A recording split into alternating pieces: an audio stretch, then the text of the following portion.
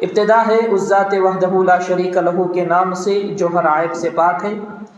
تمام تعریفات، تمام بڑائیاں، تمام بزرگیاں، تمام عبادات اس پروردگار عالم کے لیے لائق و زیبا ہے جو میرا اور آپ کا حقیقی مالک اور حقیقی رازق ہے۔ اور درود و سلام ہو تمام انبیاء علیہم السلام پر، بالخصوص میرے اور آپ کے نبی جناب محمد رسول اللہ صلی اللہ علیہ وسلم پر۔ محترم و معزز حاضرین مسجد، برادران اسلام، پردہ نشین خواتین اسلام، اللہ تبارک و تعالیٰ کا بہت بڑا احسان اور اس کا فضل ہے کہ اللہ تبارک و تعالیٰ نے اشرف المخلوقات بنانے کے بعد ایمان و توحید کی دولت سے نوازا۔ اللہ تبارک و تعالیٰ نے تمام مخلوقات میں افضلیت عطا کی، ابن آدم بنایا، اور ابن آدم بنانے کے بعد سب سے بڑی فضیلت یہ ہے کہ اگر اللہ چاہتا تو ہم موسیٰ کے امتی ہو سکتے، عیسیٰ کے امتی ہو سکتے، حضرت شعیب کے امتی ہو سکتے، حضرت صالح کے امتی ہو سکتے، حضرت ہود کے امتی ہو سکتے علیہم السلام، لیکن اللہ تبارک و تعالیٰ کا بے انتہا یہ شکر ہے کہ اللہ تبارک و تعالیٰ نے ہمیں امتی بنایا، تو اس ہستی کا امتی بنایا جس کو خاتم الانبیاء، خاتم المرسلین کہا جاتا ہے، جن کو تمام انبیاء و رسول پر فضیلت حاصل ہے الحمدللہ، اور ہمیں پیارے نبی صلی اللہ علیہ وسلم کا امتی ہونے میں فخر ہونا چاہیے۔ میرے معزز اور مکرم دوستو، آج کا عنوان بڑا ہی اہم عنوان ہے۔ ایسے تو دین کے سارے عناوین بہت اہم ہوتے ہیں، لیکن کچھ عناوین ایسے ہیں جن کو بنیادی حیثیت حاصل ہوتی ہے، جیسے کہ توحید ہے، ایمان ہے، عقیدہ ہے، رسالت ہے، نبوت ہے۔ تو آج جس عنوان پر میں آپ کے سامنے گفتگو کرنے جا رہا ہوں وہ یہ ہے کہ اللہ پر ایمان کیسے ہونا چاہیے، اور یہ بہت ہی اہم عنوان ہے جو کہ مسجد کے ذمہ داروں کی طرف سے مجھے دیا گیا، اور میں اللہ کا شکر ادا کرتا ہوں کہ اللہ تبارک و تعالیٰ نے اس گئے گزرے فتنوں کے دور میں اس اہم عنوان کی طرف توجہ کرنے اور روشنی ڈالنے کی ہم سب کو توفیق عطا کی۔ دیکھیے، ہمارا ایمان اللہ پر کیسے ہونا چاہیے؟ بڑا ہی سادہ سا جواب ہے۔ ہمارا ایمان اللہ پر ایسے ہونا چاہیے جیسا کہ شریعت نے ہم سے مطالبہ کیا ہے۔ اب شریعت نے اللہ پر ایمان رکھنے کا مطالبہ کس انداز میں کیا، کیسے کیا، اگر وہ ہم دیکھیں گے سورہ بقرہ کی آیت میں اللہ تبارک و تعالیٰ فرماتے ہیں آمنوا کما آمن الناس، اے دنیا کے لوگوں ایسے ایمان لاؤ جیسے میرے نبی کے صحابہ ایمان لا چکے ہیں۔ اب آپ سوال کریں گے صحابہ کا ایمان کیسا تھا؟ ویسے تو لوگ کہتے ہیں، بڑی مشہور مثال ہے، صحابہ کا ایمان ایسا تھا کہ پہاڑ ایک جگہ سے ہل سکتا تھا لیکن صحابہ کا ایمان ہلنے والا نہیں تھا۔ یہ تو لوگوں کی اپنی بنائی ہوئی مثال ہے۔ اس سے بہترین مثال خود اللہ کے نبی صلی اللہ علیہ وسلم نے اپنی صحابہ کی زندگیوں سے نکال کر امتیوں کے سامنے رکھ دی۔ ایک مرتبہ پیارے نبی صلی اللہ علیہ وسلم اپنے صحابہ کے ساتھ تشریف فرما تھے۔ اللہ کے نبی صلی اللہ علیہ وسلم نے بنی اسرائیل جو حضرت موسیٰ کی قوم تھی ان کے تعلق سے بنی اسرائیل کا ایک واقعہ سنایا۔ واقعہ ایسا تھا، فرمایا اللہ کے نبی صلی اللہ علیہ وسلم نے کہ ایک آدمی تھا جو گائے پر سفر کر رہا تھا، سواری کر رہا تھا گائے کی۔ گائے نے اس سوار سے پلٹ کر یہ کہا کہ اللہ نے ہمیں اس لیے پیدا نہیں کیا کہ تم ہمارے اوپر سواری کرو۔ ٹھیک ہے، اتنا کہنا تھا کہ صحابہ میں سے کچھ صحابہ نے یہ کہا سبحان اللہ بقرۃ تتکلم، اللہ کی ذات پاک ہے، اللہ کے نبی ایسی گائے جو بات کرنے لگی، یہ کیا ماجرا ہے؟ اللہ کے نبی صلی اللہ علیہ وسلم نے کہا انؤمن به وابو بکر وعمر۔ صحابہ کا سوال یہ تھا کہ اللہ کے نبی ایسی بھی گائے ہوتی ہے، ایسا بھی جانور ہوتا ہے جو گفتگو کرنے لگے؟ سبحان اللہ بقرۃ تتکلم۔ اللہ کے نبی صلی اللہ علیہ وسلم نے فرمایا انؤمن به ابو بکر وعمر۔ بھائی کسی کو یقین ہو یا نہ ہو، مجھے اس بات پر یقین ہے، اور میرے بعد ابو بکر کو اور عمر کو یقین ہے، حالانکہ حضرت ابو بکر اور عمر اس محفل میں نہیں تھے، لیکن اللہ کے نبی صلی اللہ علیہ وسلم کو اپنے ان دو صحابہ پر وہ یقین تھا کہ وہ میری بات کو کبھی ٹال نہیں سکتے، میری بات میں کبھی شک ہی نہیں کر سکتے۔ میں جو اللہ کے تعلق سے کہوں، ایمان کے سلسلے میں، عقیدے کے سلسلے میں کوئی بات میں کہوں، اگر ابو بکر اور عمر ہوتے تو کوئی سوال شک کا کر ہی نہیں سکتے تھے۔ اب میں اس کو سمجھانے کے لیے اپنی مثال دیتا ہوں۔ ایمان یہ بندے کا اللہ کے ساتھ ایک رشتہ ہے، بالکل ایسا ہی رشتہ جیسا کہ ہم کو اللہ نے رشتوں میں تقسیم کیا۔ میرے ساتھ کئی رشتے ہیں، آپ کے ساتھ کئی رشتے ہیں۔ ایک انسان کے ساتھ کتنے رشتے ہوتے ہیں؟ اس کے ماں باپ کا رشتہ ہوتا ہے، اس کے بھائی بہن کا رشتہ ہوتا ہے، چاچا بھتیجے کا رشتہ ہوتا ہے، ماموں بھانجے کا رشتہ ہوتا ہے، میاں بیوی کا رشتہ ہوتا ہے۔ اب یہ رشتے کب کامیاب ہوتے ہیں اور کب بگڑتے ہیں؟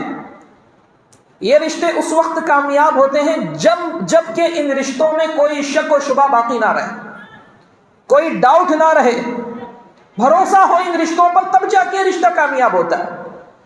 میاں بیوی کی زندگی کا رشتہ ایک ایسا رشتہ ہے جس میں شک اور شبہ آ جائے تو زندگیاں ختم ہو جاتی ہیں، زندگیاں ختم ہو جاتی ہیں۔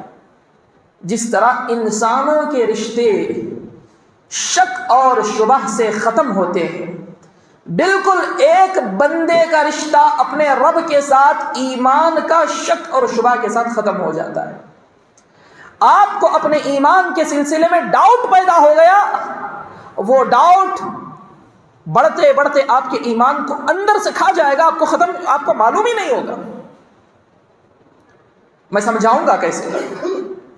اپنے ایمان کو ڈاؤٹ سے پاک رکھنا، جس کو ہم عربی میں شبہات کہتے ہیں، شبہ کہتے ہیں، شک کہتے ہیں، وہم کہتے ہیں۔ اپنے ایمان کو ڈاؤٹ سے پاک رکھنا، اللہ پر ایسا ایمان ہونا چاہیے جیسا کہ اللہ کے نبی کا اور حضرت ابو بکر کا اور عمر کا اور دیگر صحابہ کا تھا۔ وہاں جانے سے پہلے آپ کو بتاتا چلوں کہ ایمان کیا ہے۔ علماء اکرام کہتے ہیں ایمان یہ ہے کہ بندہ سب سے پہلے دل میں یہ اقرار کرے کہ اللہ کے علاوہ کوئی معبود نہیں، محمد صلی اللہ علیہ وسلم اللہ کے بندے اور اس کے رسول ہیں، جو کہ کلمہ طیبہ اور کلمہ شہادت کا ترجمہ ہے۔ وَإِقْرَارٌ بِاللِّسَانِ، زبان سے اقرار بھی کرے، زبان سے اقرار بھی ضروری ہے۔ آج بہت سارے لوگوں کو جب کہا جاتا ہے بھائی شرک کے تعلق سے ذرا کھل کے کہو، بدعت کے تعلق سے ذرا کھل کے کہو، باطل کو باطل کہو، حق کو حق کہو، تو کیا کہتے ہیں؟ دل میں ہونا چاہیے۔ نہیں، دل میں اترنے کے بعد زبان پر وہ بات نہ آئے تو پھر وہ بات ہی کیا ہے جو دل میں ہے، تو آپ کا دعویٰ جھوٹا ہے۔ قاضی صاحب جب نکاح پڑھا رہے ہوتے ہیں، قاضی صاحب آپ سے پوچھیں نوشا کیا آپ کو نکاح قبول ہے، تو تب کیوں نہیں کہتے کہ میں نے دل میں قبول کر لیا؟ تب تو بڑے زور سے کہا جاتا ہے الحمدللہ میں نے قبول کیا، ہے نا؟ لیکن جب حق کو حق کہنے کی باری آتی ہے، باطل کو باطل کہنے کی باری آتی ہے، ہم لوگوں سے کہتے ہیں بھائی غلط کو غلط کہو، کفر کو کفر کہو، شرک کو شرک کہو، بدعت کو بدعت کہو، نبی کی مخالفت، نبی کی گستاخی کو گستاخی کہو، تو کیا کہتے ہیں؟ مولوی صاحب ایمان تو دل میں ہونا چاہیے، نکالو نا دل سے ایمان، زبان پر لاؤ۔ حضرت ابراہیم نے دل سے ایمان نہیں نکالا، پوری قوم کے سامنے حضرت ابراہیم نے کیا کہا؟ اے قوم کے لوگوں انی بریء مما تشرکون، تم جاؤ، تمہیں جو کرنا ہے کرو، جس سے مانگنا ہے مانگو، میں برسر اعلان اپنی زبان سے یہ اعلان کرتا ہوں کہ میں تمہارے ان شرکیہ عقائد سے بالکل پاک ہوں۔ دل کی بات زبان پر آئی، اور زبان پر آنا کافی نہیں ہے، زبان پر آنے کے بعد عمل بالارکان، دین کے ارکان پر عمل ہونا ضروری ہے۔ ایمان 3 چیزوں کا نام ہے، لکھ کر لے لیجئے، اس کو لے کر جائیے یہاں سے۔ دل میں یقین ہونا، زبان سے اقرار ہونا، پھر دین کے ارکان پر عمل ہونا۔ اچھا، اب دین کے ایمان کے ارکان کیا ہیں؟ حضرت جبرائیل علیہ السلام ایک مرتبہ انسانی شکل میں اللہ کے نبی صلی اللہ علیہ وسلم کے پاس آئے، قریب آ کر بیٹھ گئے، جس کو ہم حدیث جبرائیل کہتے ہیں، بڑی مشہور حدیث ہے۔ 5-6 سوالات حضرت جبرائیل نے کیے، اس میں سے ایک سوال یہ بھی تھا۔ کیا سوال تھا؟ مل ایمان۔ اللہ کے نبی صلی اللہ علیہ وسلم سے سوال کر رہے ہیں حضرت جبرائیل، اللہ کے نبی ایمان کیا ہے؟ اللہ کے نبی صلی اللہ علیہ وسلم نے ایمان گنوائے، ان تؤمن باللہ وملائکتہ وکتبہ ورسلہ والیوم الآخر والقدر خیرہ وشرہ۔ 6 چیزیں اللہ کے نبی صلی اللہ علیہ وسلم نے ایمان کی لسٹ میں گنوائی حضرت جبرائیل کو، اور حضرت جبرائیل یہ کہتے تھے بالکل آپ نے صحیح کہا۔ صحابہ کو تعجب ہوتا تھا، یہ کیسا سائل ہے جو سوال بھی کرتا ہے اور جواب ملنے کے بعد کہتا ہے کہ ہاں آپ نے صحیح کہا۔ اللہ کے نبی صلی اللہ علیہ وسلم نے اس بات کی وضاحت کی کہ یہ اللہ کے حضرت جبرائیل تمام صحابہ کو سکھانا چاہ رہے تھے، وہ آئے تھے تاکہ یعلمکم دینکم، تاکہ تمہیں تمہارا دین سکھا دے۔ 6 چیزیں ایمان میں ہیں۔ ان تؤمن باللہ، اللہ پر ایمان لانا اور اس کے فرشتوں پر ایمان لانا۔ کیسے لانا؟ اللہ پر ایمان کیسے ہونا چاہیے؟ جیسا کہ کتاب و سنت میں اللہ کی ذات اور اس کی شخصیت کے تعلق سے کہا گیا ہے، ویسے ایمان لانا۔ نبی پر کیسے ایمان ہونا چاہیے، فرشتوں پر کیسے ایمان ہونا چاہیے، اللہ کی کتابوں پر کیسے ایمان ہونا چاہیے۔ کوئی یہ کہے کہ میں قرآن کو مانتا ہوں، تورات کو نہیں مانتا، انجیل کو نہیں مانتا، زبور کو نہیں مانتا، تو اس کا ایمان کھوکھلا ہے، وہ ایمان ہی نہیں ہے۔ والقدر خیرہ وشرہ، اچھی بری تقدیر پر ایمان لانا۔ آج کیا ہوتا ہے، بری تقدیر آتی ہے تو اللہ کی طرف سے، اور اچھی تقدیر کا فیصلہ ہوتا ہے تو ہمارے وہ پیر اور مرشد کی طرف سے۔ یہ ایمان ہے، یہ ایمان ہے۔ والقدر خیرہ وشرہ، اچھی اور بری تقدیر سب اللہ کی طرف سے۔ آپ کو شفا ملی، اللہ نے دی۔ آپ بیمار پڑے، اللہ نے آپ کو بیماری دی۔ آپ کو اولاد ہوئی، اللہ کی نعمت ہے۔ اولاد نہیں ہوئی، اللہ کی مرضی ہے۔ کوئی اچھا کام ہوا تو لوگ کہتے ہوئے ملتے ہیں کہ وہ فلاں صاحب کے چکر ہم نے کاٹے تھے، اس لیے یہ نعمت ملی۔ اور کبھی مشکل آ جائے تو کہتے ہیں کیا کریں، اللہ کی مرضی ہے، اللہ کی تقدیر ہے۔ ایسا نہیں ہے، برائی اور اچھائی دونوں اللہ کی تقدیر ہے۔ اب ان 6 چیزوں میں کسی ایک بندے کو ڈاؤٹ آ جائے، اللہ کی ذات کے بارے میں ڈاؤٹ آئے، فرشتوں کے بارے میں ڈاؤٹ آئے، رسولوں کے بارے میں ڈاؤٹ آئے، کتابوں کے سلسلے میں ڈاؤٹ آئے، اور اچھی اور بری تقدیر کے سلسلے میں ڈاؤٹ آئے، تو یہی سے ایک انسان کے ایمان کی تباہی کی شروعات ہوتی ہے۔ اور اختتام کہاں ہوتا ہے، کہاں جا کر ختم ہوتا ہے؟ کفر پہ ہوتا ہے، الحاد پہ ہوتا ہے۔ کوئی ناستک بنتا ہے، کوئی سناتنی بنتا ہے، کوئی کرسچن بنتا ہے، کوئی فلاں بنتا ہے، کوئی نصرانی، کوئی مجوسی۔ یہ ڈاؤٹ کی یہاں سے شروعات ہوتی ہے۔ اب آئیے ہم دیکھتے ہیں کہ کیسے ایک انسان ڈاؤٹ میں پڑھ کر اپنے آپ کو بھی ہلاک کرتا ہے اور دوسروں کو بھی ہلاک کرتا ہے۔ سب سے پہلے دیکھیے، قرآن کریم ایک ایسی چیز ہے جس کے تعلق سے اللہ تبارک و تعالیٰ نے کہا ہدی و رحمت للعالمین، یہ ہدایت ہے اور تمام جہاں والوں کے لیے رحمت ہی رحمت ہے۔ لیکن اس قرآن کریم میں اللہ تبارک و تعالیٰ نے چند آیتیں ایسی رکھی ہیں جس کو سمجھنے کے لیے یا تو علماء کی طرف متوجہ ہونا پڑے گا، یا تو ان آیات کا معنی اور اس کا مطلب صرف اللہ اور اس کے رسول اور معزز صحابہ جانتے ہوں گے۔ ایسی آیتوں کو ہم متشابہات کہتے ہیں۔ دیکھیے قرآن کریم میں 2 طرح کی آیتیں، ایک محکمات۔ محکمات کا مطلب کیا ہے؟ صاف صاف حکم ہے، اقیموا الصلاۃ، نماز قائم کرو، وآتوا الزکاۃ، زکوٰۃ ادا کرو، صدقہ و خیرات کرو، ماں باپ کے ساتھ حسن سلوک کرو، رشتہ داروں کے ساتھ حسن سلوک کرو۔ یہ تمام چیزیں واضح ہیں، لیکن کچھ چیزیں ایسی ہیں، کچھ آیتیں ایسی ہیں جن کو سمجھنے کے لیے یا تو صحابہ اکرام رضوان اللہ علیہم اجمعین کے دور کی طرف ہمیں جانا پڑے گا، یا اس دور میں جو باوقار اور معزز باعلم علماء ہیں ان کی طرف متوجہ ہونا پڑے گا۔ اب چند آیتیں اس میں ایسی ہیں، ان آیتوں کا ترجمہ پڑھنے کے بعد ہمارے اوپر صرف یہ کہنا واجب ہے کہ بھائی اللہ نے کہہ دیا، ہم اس کو مان لیں گے، مطلب اور معنی ختم ہے. ہمیں اپنے آپ اپنی طرف سے اس میں کچھ نکالنے کی اجازت نہیں ہے. مثال کے طور پہ اللہ تبارک و تعالیٰ نے قرآن کریم میں کہا وَجَاءَ رَبُّكَ وَالْمَلَكُ صَفًّا صَفًّا. کل قیامت کے دن اللہ تبارک و تعالیٰ آئے گا اس حال میں کہ فرشتے صف لگا کر کھڑے ہوں گے اور اللہ تبارک و تعالیٰ جلوہ نما ہوگا، آئے گا. اب یہاں لوگ کہتے ہیں بھائی آنے کے لیے جو ہے بدن کا ہونا ضروری ہے، پیر کا ہونا ضروری ہے، ہاتھ کا ہونا ضروری ہے. اس کا مطلب یہ ہے کہ اللہ تبارک و تعالیٰ کے ہاتھ ہیں، اللہ تبارک و تعالیٰ کے نعوذ باللہ پیر ہیں. اب کیونکہ اللہ بدن کا محتاج ہے، اب جو چیز محتاج ہوتی ہے وہ خدا کیسی؟ بات سمجھ میں آ رہی ہے؟ ڈاؤٹس، شبہات ایک ایسی چیز ہے جس انسان کے اندر ڈاؤٹ آتا ہے نا، اس ڈاؤٹ کو وہ انسان علم سمجھتا ہے، علم سمجھ کر لیتا ہے. یہ بات یہاں سے لے کر جائیے کہ آج کل نوجوانوں کے اندر جو ڈاؤٹس آ رہے ہیں وہ ڈاؤٹس اس لیے نہیں آ رہے کہ جا کر سوال کریں، حل کریں، وہ اس لیے آ رہے ہیں، وہ سمجھ رہے ہیں کہ یہ ڈاؤٹ علم ہے، یہ شک، یہ شبہ، یہ وہم، یہ علم ہے. اور اس علم کی بنیاد پر وہ خود بھی گمراہ ہوتے ہیں، دوسروں کو بھی گمراہ کرتے. حالانکہ کسی کے اندر ڈاؤٹ کا پیدا ہو جانا، شک اور شبہ کا پیدا ہو جانا یہ علم نہیں ہے، یہ تباہی کی شروعات ہے.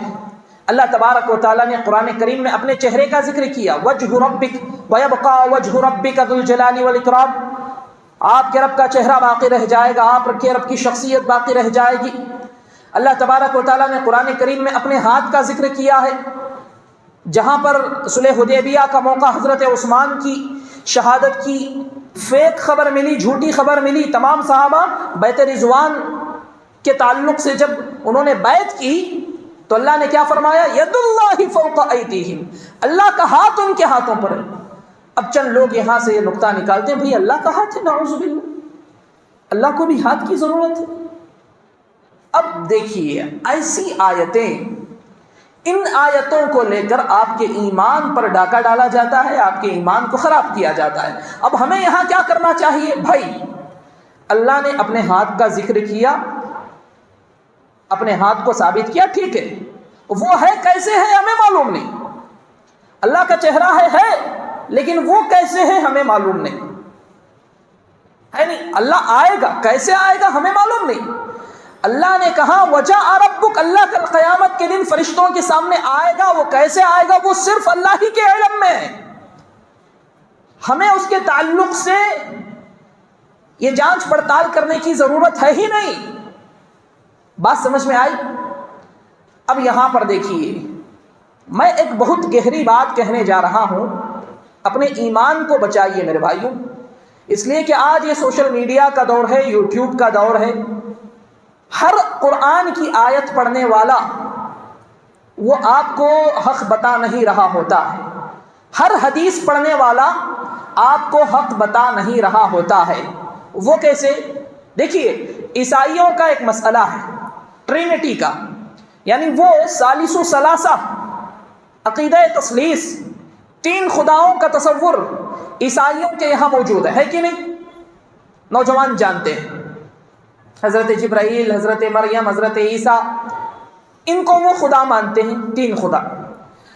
اب عیسائیوں نے اس عقیدہ تثلیث، اس ٹرینٹی کو ثابت کرنے کے لیے قرآن سے دلیل دی، اور ہمارے ایک نوجوان نے اس کو مان بھی لیا. ہاں یہاں تو دیکھو، یہاں سے قرآن سے انہوں نے ثابت کر دیا کہ اللہ تین لوگوں میں تقسیم ہو گیا، نعوذ باللہ. یہ کیسے ہو سکتا ہے؟ اب ذرا دیکھیے قرآن سے انہوں نے دلیل کیسے دی، کہاں سے دلیل نکالی، آپ کو بڑا تعجب ہوگا. دیکھیے اللہ تبارک و تعالیٰ نے قرآن کریم میں کئی مرتبہ یہ کہا ہے اِنَّا نَحْنُ نَزَّلْنَا الذِّكْرَ وَإِنَّا لَهُ لَحَافِظُونَ، ہم نے قرآن کو اتارا، ہم ہی قرآن کی حفاظت کریں گے. اِنَّا لَنَنْصُرُ رُسُلَنَا، ہم رسولوں کی مدد کریں گے. یہاں پر اللہ تبارک و تعالیٰ نے جب بھی پلورل کا استعمال کیا، ہم کریں گے، ہم دیں گے، ہم جلائیں گے، ہم زندہ کریں گے۔ اب اس آیت کریمہ کو لے کر عیسائی کہتے ہیں کہ دیکھو اللہ تو ایک ہے، لیکن یہاں ان آیتوں میں اللہ میں کی جگہ ہم کا تذکرہ کر رہا ہے۔ اس کا مطلب کیا ہے؟ ہم یعنی جبرائیل، مریم، حضرت عیسیٰ، ہم کا مطلب یہ ہے۔ اب سامنے والا سمجھنے والا بھائی یہ بات تو درست ہے، آیت سے دلیل، قرآن سے دلیل، گیا ایمان۔ اس لیے کہ اسے پتہ ہی نہیں ہے کہ جب بادشاہ کوئی فرمان جاری کرتا ہے تو کہتا ہے ہم جاری کر رہے ہیں، حاکم کوئی فرمان جاری کرتا ہے تو کہتا ہے ہم نے فرمان جاری کیا۔ کیوں؟ یہ اس کی عزت کی دلیل ہے، عزت کی دلیل ہے۔ اور قرآن کی دوسری آیتوں کی طرف آپ توجہ کیجئے تو قرآن صاف کہتا ہے لَقَدْ كَفَرَ الَّذِينَ قَالُوا إِنَّ اللَّهَ ثَالِثُ ثَلَاثَةٍ، بے شک ان لوگوں نے کفر کیا جن لوگوں نے یہ کہا اللہ تبارک و تعالیٰ 3 لوگوں میں تقسیم ہو گیا۔ یقیناً قرآن کی ایک آیت سے آپ کو ڈاؤٹ ہوا ہوگا، لیکن اگر آپ اس آیت کا مقابلہ دوسری آیت سے کریں گے تو صاف معلوم ہوگا کہ اللہ تبارک و تعالیٰ نے اس مسئلے کی وضاحت کر دی ہے۔ اور جہاں کہیں بھی اللہ تبارک و تعالیٰ اپنے سلسلے میں پلورل لفظ کا استعمال کرتا ہے اور کہتا ہے کہ ہم نے کیا، تو اس کا مطلب یہ ہوتا ہے یہ اللہ تبارک و تعالیٰ کی عزت، اس کی شان، اس کی جلالت کی دلیل ہے۔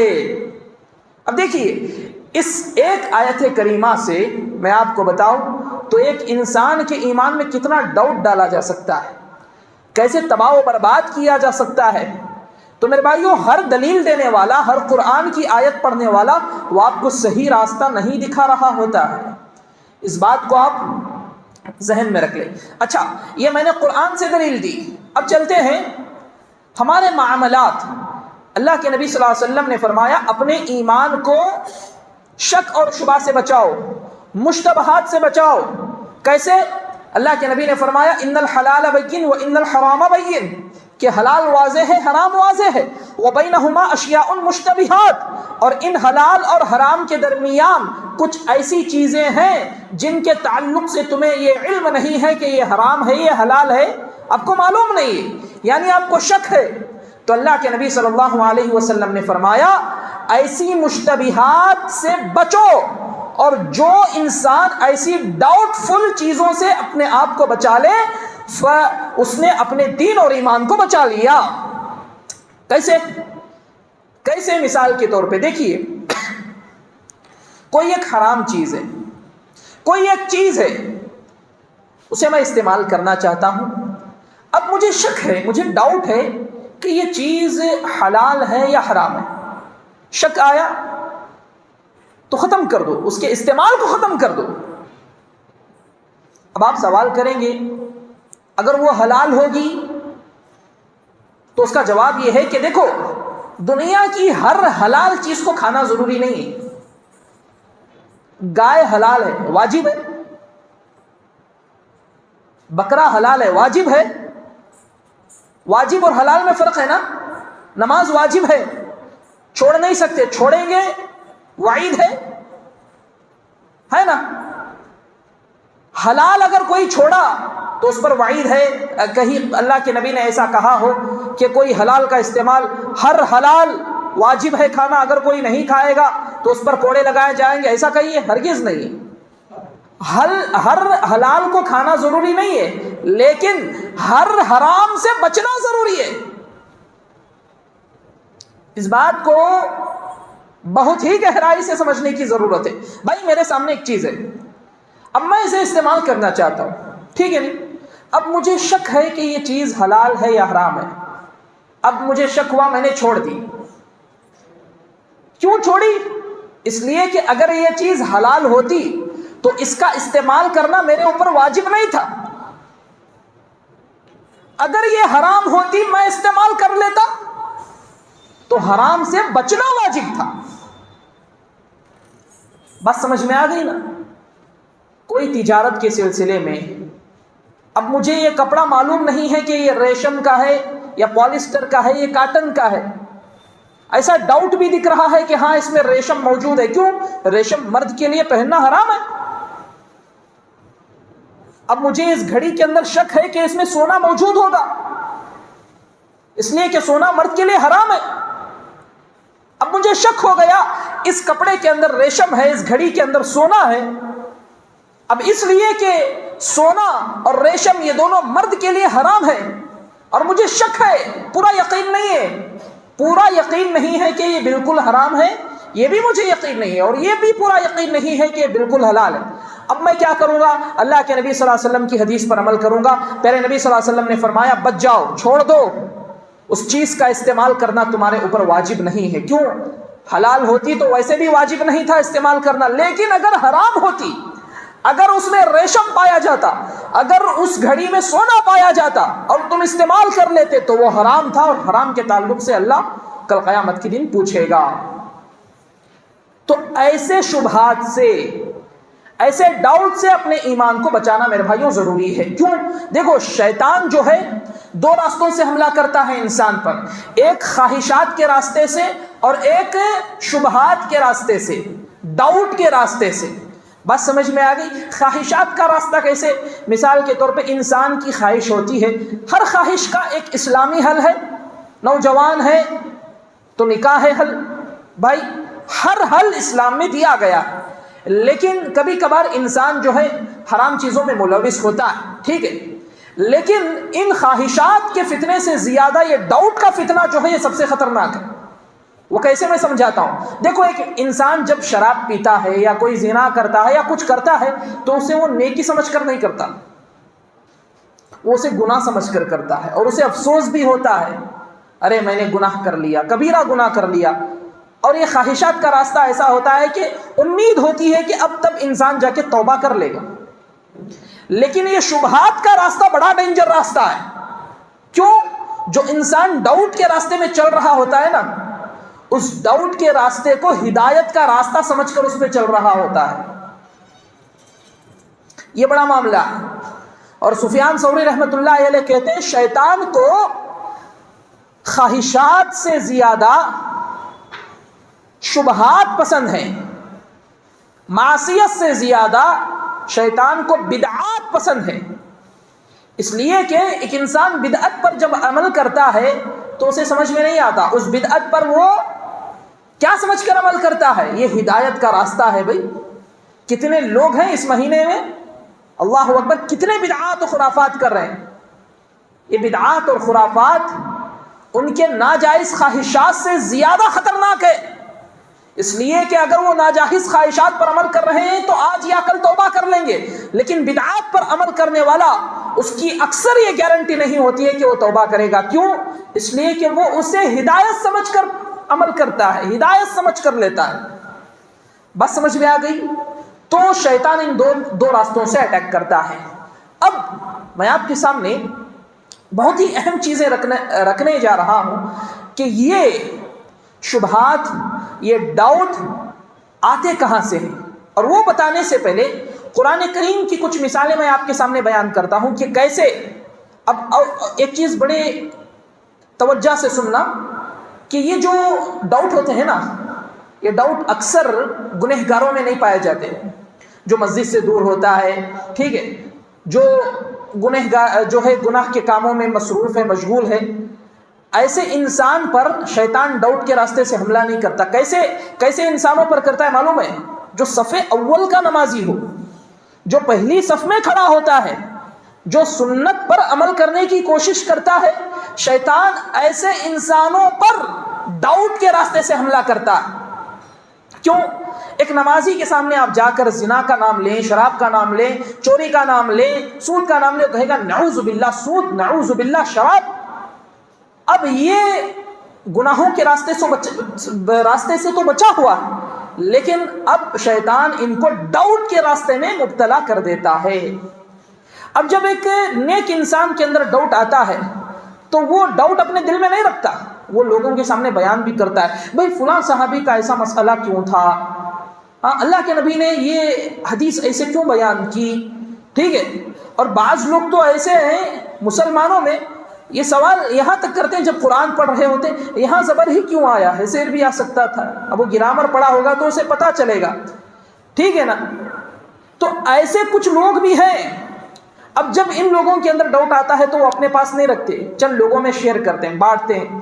اب لوگ دیکھتے ہیں بھائی صف اول کا نمازی ہے، دیندار ہے، جب یہ کوئی بات کہہ رہا ہے تو سچ ہوگی، حق ہوگی، تو لوگ اسے دین سمجھ کر لیتے ہیں. اور اسی طرح کئی نوجوان، کئی لوگ اپنے ڈاؤٹس کو بنیاد بنا کر اسے علم سمجھ کر لوگوں میں گمراہی پھیلا رہے ہوتے ہیں. تو میرے بھائیوں اپنے آپ کو ڈاؤٹ سے بچائیے. اور وہ کیسے بچانا ہے میں چند مثالیں بیان کر کے ختم کر دوں گا. دیکھیے مشرکین مکہ اللہ کے نبی صلی اللہ علیہ وسلم کے زمانے میں اللہ کے نبی جب توحید ان کے سامنے پیش کرتے تو کہتے وقالوا لو شاء الرحمن ما عبدناهم. ان کو توحید سمجھ میں آتی تھی لیکن وہ مشرک تھے، شرک کرتے. اور ان کے بتوں کے نام تو مشہور ہیں، لات اور عزا منات، 3 بڑے بت تھے. وہ لوگ کہتے بھائی تمہارا یہ عقیدہ ہے کہ دنیا کا کوئی بھی پتا اللہ کے حکم کے بغیر نہیں ہل سکتا، ہم تو شرک کر رہے ہیں، اس میں اللہ کی مرضی ہوگی، اللہ کی مرضی کے بغیر ہم تھوڑی شرک کر سکتے ہیں. اب سامنے والا بندہ جو ایسی باتوں کو سنتا ہے وہ بھی سمجھتا ہے کہ بھائی بات تو سچی ہے، بات تو حق ہے نا. لیکن اللہ تبارک و تعالیٰ نے کہا ما لہم بذالک من علم. یہ مشرکین مکہ جو کہہ رہے ہیں یہ ان کا علم نہیں ہے، انہم الا یخرصون، یہ ان کی منہ کی جھوٹی باتیں ہیں.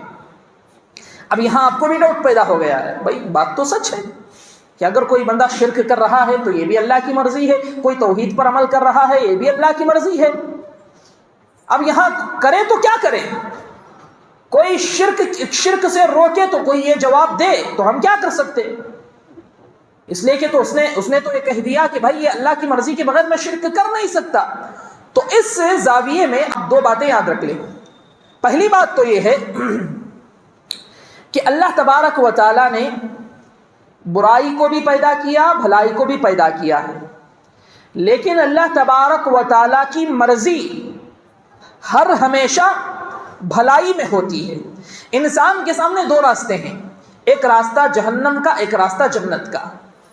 اللہ تبارک و تعالیٰ ہی کی طرف سے یہ دونوں راستے ہیں اور ان دونوں راستوں پر عمل کرنے کا اختیار، چوائس بندے کو دی گئی ہے.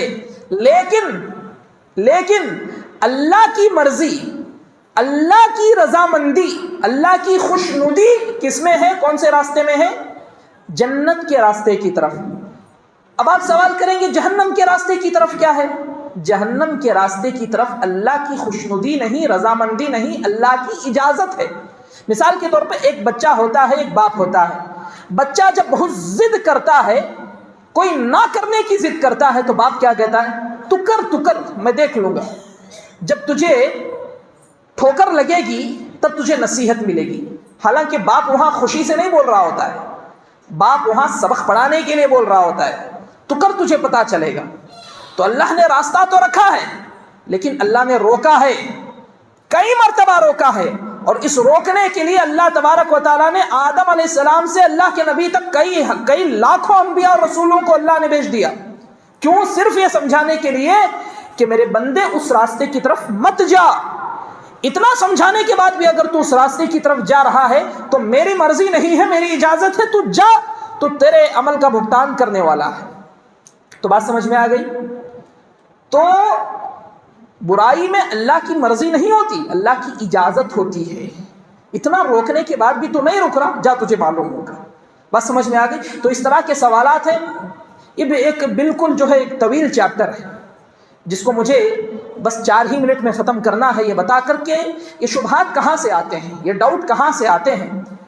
آپ کو معلوم ہو جائے کہ بھائی فلاں دروازے سے گندگی آ رہی ہے، بدبو آ رہی ہے، تو آپ وہ دروازہ بند کر دیں گے نا، مسئلہ ختم ہو جائے گا. اس راستے میں بھائی ڈاکو لوٹنے والے ہیں، قافلہ لوٹنے والے لوگ رہتے ہیں، راہزن ہے، ڈاکو ہیں، تو آپ وہاں نہیں جائیں گے. تو آپ اس بات کو معلوم کر لیجئے کہ یہ شبہات، یہ فتنے کہاں سے آتے ہیں، یہ ڈاؤٹ انسان کے ایمان میں کہاں سے آتے ہیں. سب سے پہلی بات، انسان کی اپنی پرسنالٹی، انسان کی اپنی شخصیت، ڈاؤٹ کو دعوت دینے میں، اسے انوائٹ کرنے میں سب سے زیادہ حقدار انسان کی اپنی جہالت کا ہوتا ہے.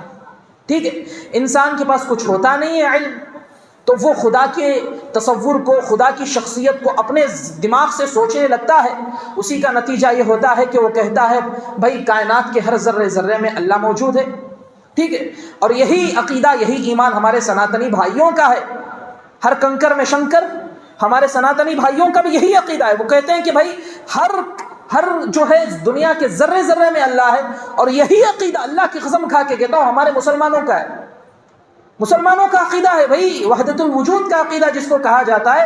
ان سے پوچھو اللہ کہاں ہے؟ اللہ ہر جگہ موجود ہے۔ اور یہ عقیدہ تمہیں کہاں سے ملا؟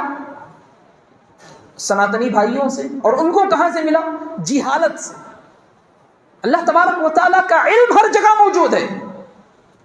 یہاں رہنے والے کو ممبئی کی خبر ملتی ہے، وہاں جائے بغیر، یہاں رہنے والے کو حیدرآباد کی خبر ملتی ہے، وہاں جائے بغیر، تو اللہ تبارک و تعالیٰ اپنے عرش پر بیٹھ کر دنیا کی خبر نہیں لے سکتا، اس کو یہاں آنا ضروری ہے، نعوذ باللہ۔ اللہ کہاں ہے؟ الرحمن علی العرش استوى، اللہ کی ذات عرش پر مستوی ہے۔ ہر پیر اور جمعرات کے دن ہمارے اعمال کہاں جاتے ہیں؟ آسمان کی طرف جاتے ہیں نا، کیوں جاتے ہیں؟ وہاں اللہ ہے۔ ہم جو نبی پر درود بھیجتے ہیں وہ درود کہاں جاتا ہے؟ اس کا ثواب کون لکھتا ہے؟ اللہ تبارک و تعالیٰ۔ اوپر جاتا ہے یا کہیں اور جاتا ہے دنیا کے کسی کونے میں؟ یہ جہالت ہے۔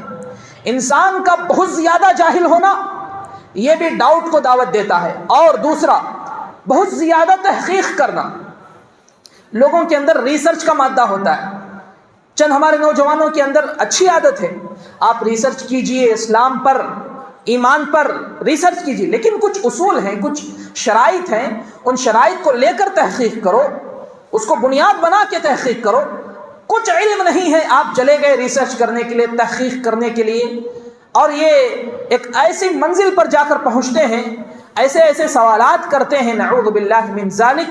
میں ان سوالات کو اگر آپ کے سامنے رکھوں گا تو آپ خود ڈسٹرب ہو جائیں گے، اور پھر مجھے اس کا جواب دینا پڑے گا جس کے لیے میرے پاس وقت نہیں ہے۔ تو انسان کے اندر بہت زیادہ تحقیق کا مادہ، تجسس کا مادہ، ریسرچ کا مادہ، یہ بھی انسان کو ڈاؤٹ میں مبتلا کرتا ہے۔ اور تیسرے نمبر پر شیطان۔ آپ کو اپنی جنت کی اتنی فکر نہیں ہوگی جتنی فکر شیطان کو آپ کی جہنم کی ہے۔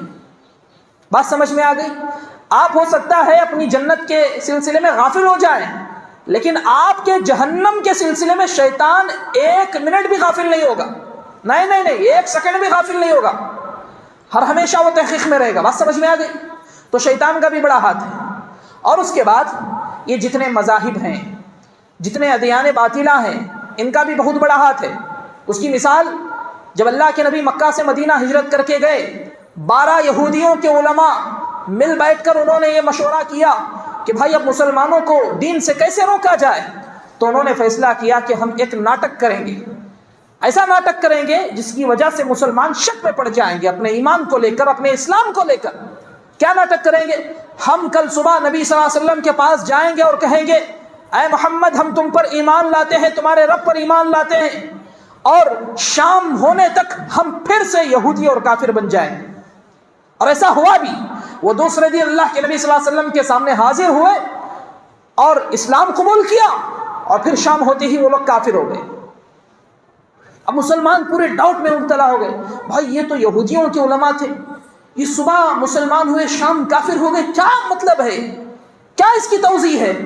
سارے مسلمان ڈاؤٹ میں مبتلا ہو گئے۔ پھر اللہ کے نبی صلی اللہ علیہ وسلم، بہت بڑی اللہ کی نعمت ہے، نبی اللہ کی بہت بڑی نعمت ہوتے ہیں، تمام صحابہ کے ڈاؤٹ کو اللہ کے نبی صلی اللہ علیہ وسلم نے مکمل کیا، ختم کیا۔ تو میرے بھائیوں، یہ راستے ہیں، شبہات کے راستے ہیں، اپنے آپ کو بچائیے۔ آپ تحقیق کرنا چاہتے ہیں دین کے میدان میں کیجیے، ٹھیک ہے، کوئی روک ٹوک نہیں ہے، لیکن شریعت کو بیس بنا کر کیجیے۔ میں اللہ تبارک و تعالیٰ سے دعا کرتا ہوں کہ اللہ تبارک و تعالیٰ مجھے اور آپ کو ڈاؤٹ کے فتنے سے محفوظ فرمائے، شک اور شبہ کے فتنے سے محفوظ فرمائے۔ اللہ ہمیں اپنے ایمان کی حفاظت کرنے کی طاقت عطا فرمائے۔ اور آخر میں آپ سے درخواست کرتا ہوں کہ دیکھیے یہ مساجد ہیں، یہ مدارس ہیں، یہ اسلام کے کیا ہیں؟ ایک مضبوط قلعے ہیں، ٹھیک ہے۔ اور اس زمانے میں تو یہ مساجد اور مدارس کو ختم کرنے کی ہر جو ہے زوردار کوششیں کی جا رہی ہیں۔ تو اس تعلق سے سب سے زیادہ فریضہ یہ ہمارا بنتا ہے کہ ایسے دور میں ہم جو ہیں ان مدارس اور مساجد کی ہر لحاظ سے کیا کریں بھائی؟ اپنی طاقت اور استطاعت کے مطابق کیا کریں؟ تعاون کریں۔ آج کل جو مساجد اور مدارس کا یہ مسئلہ ہے نا، یہ علماؤں کا اور مؤذنین کی تنخواہوں کا بڑا مسئلہ ہے۔ مسئلہ بڑا نہیں ہے، بہت آسان مسئلہ ہے، لیکن ہماری غفلت بہت ہو گئی ہے۔ تو میں آپ سے یہ گزارش کرتا ہوں، چاہے اس مسجد میں ہو، چاہے کسی بھی مسجد میں ہو دنیا کی، تو خاص کر کے اس بات کا خیال رکھیں کہ یہ جو ہم تعاون کرتے ہیں کسی ایک شخص کا نہیں کرتے، بلکہ ہمارا ایک پیسہ کبھی کبھار پوری قوم کی مدد ہوتی ہے۔ ایک امام یہاں جو قوم کو سنبھال رہا ہوتا ہے، یا ایک مؤذن جو مسجد کو سنبھال رہا ہوتا ہے، وہ پوری قوم کی خدمت ہے، اللہ کے گھر کی بھی خدمت ہے، لیکن ساتھ ساتھ میں وہ پوری قوم کی خدمت ہے۔ تو یہ بہت بڑا کام ہے میرے بھائیوں۔ تو اس تعلق سے ہمیں سوچنا چاہیے۔ میں بڑی مختصر سی بات کہہ رہا ہوں، ورنہ اس پر ایک ٹاپک چھیڑا جائے تو پھر 2-3 گھنٹے بات ہو سکتی ہے۔ تو لہٰذا میں آپ سے درخواست کرتا ہوں کہ جاتے ہوئے چاہے اس مسجد کا ہو یا کسی بھی مسجد کا ہو، اور خاص کر کے اسی مسجد کا تعاون کرتے ہوئے جائے۔ اللہ تبارک و تعالیٰ سے میں دعا کرتا ہوں، اللہ تبارک و تعالیٰ جو کچھ کہا گیا، سنا گیا، کہنے والے کو، سننے والوں کو عمل کرنے کی توفیق عطا فرمائے۔ اللہ تبارک و تعالیٰ شکوک و شبہات کی فتنے سے میرے اور آپ کے ایمان کو محفوظ رکھے۔ اللہ تبارک و تعالیٰ خواہشات کے راستے پر چلنے سے ہماری اور آپ کی حفاظت فرمائے۔ اللہ تبارک و تعالیٰ ہر حرام کام سے بچ کے رہنے کی توفیق عطا فرمائے۔ اللہ تبارک و تعالیٰ کتاب و سنت پر عمل کرنے کی توفیق عطا فرمائے۔ جب تک زندہ رہیں کتاب و سنت پر عمل کرنے کی توفیق عطا فرمائے۔ مرتے وقت اللہ تبارک و تعالیٰ دل میں ایمان ہو، اللہ تبارک و تعالیٰ اس بات کی توفیق عطا فرمائے۔ آمین۔ وآخر دعوانا الحمد للہ رب العالمین۔